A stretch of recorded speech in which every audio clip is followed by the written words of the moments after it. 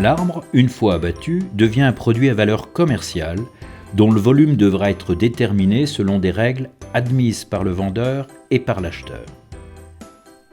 Cette opération, qu'on appelle cubage ou toiser, est définie par une norme qui précise la façon dont on doit mesurer les bois abattus pour calculer leur volume.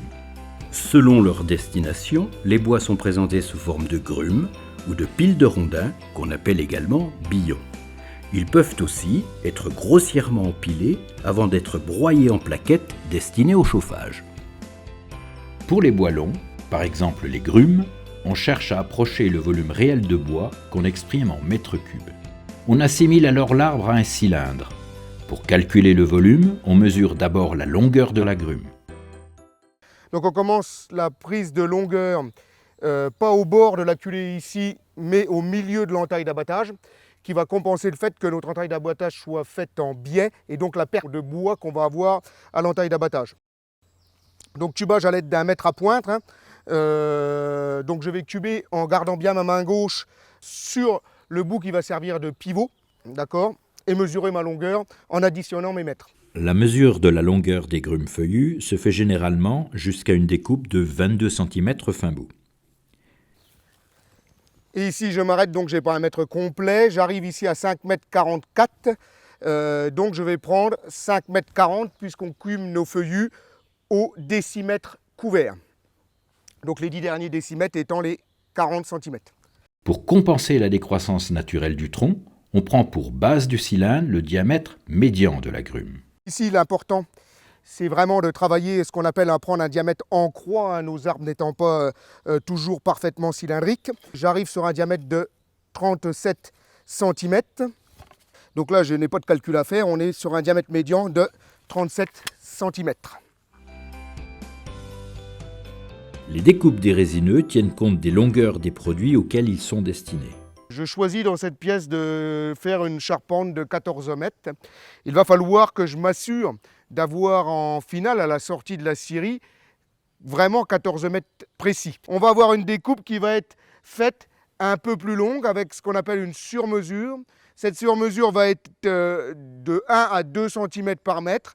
Donc ici, en l'occurrence, c'est 2 cm par mètre. Donc on va avoir une grume qui va être découpée ici, donc à 14 mètres 28.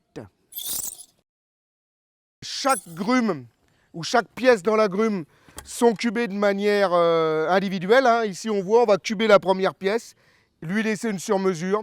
On va cuber la deuxième pièce et lui laisser aussi une sur-mesure.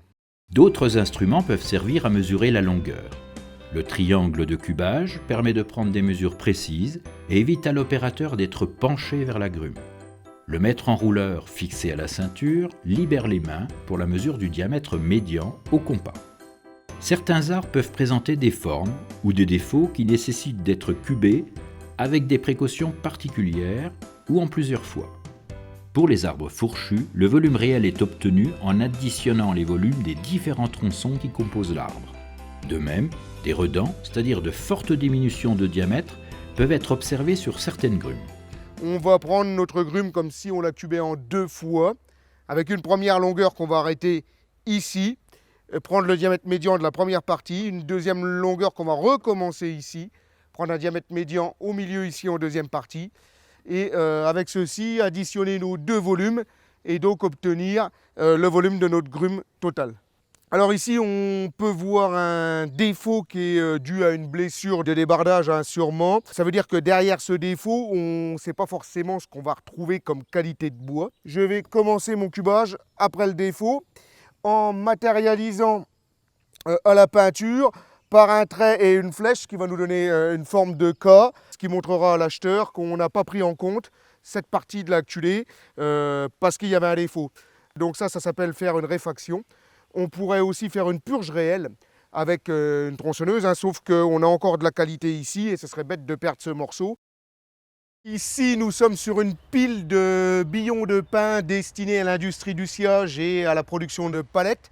Pour déterminer le volume apparent, il faut imaginer cette pile de bois dans un parallélépipède et mesurer ses 3 côtés, longueur, hauteur, profondeur.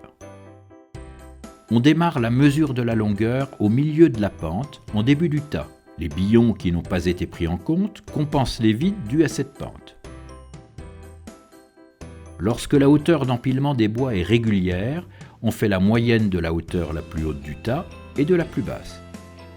Enfin, la profondeur de la pile correspond à la longueur des billons.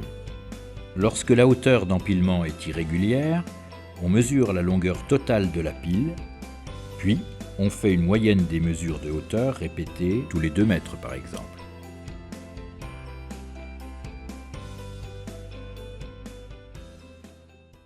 Alors ici, on se retrouve à côté d'un tas de bois énergie qui va avoir pour particularité de foisonner énormément lors du stockage.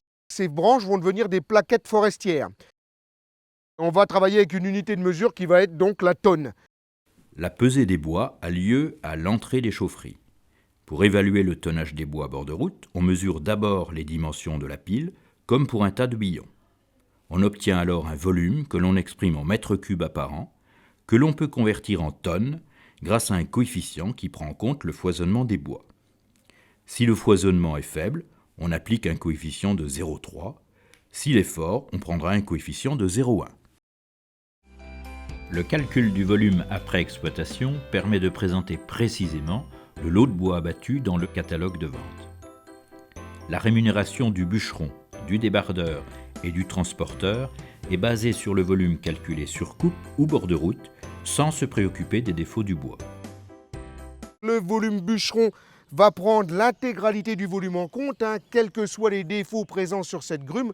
Le bûcheron sera rémunéré de la même manière, quelle que soit la qualité de notre bois. Par contre, le volume commercial, lui, va avoir des défauts qui ne seront pas pris en compte lors de l'échange commercial. Le respect des règles de cubage a donc toute son importance pour chacun des acteurs de l'exploitation forestière et lors de la mise en marché des produits.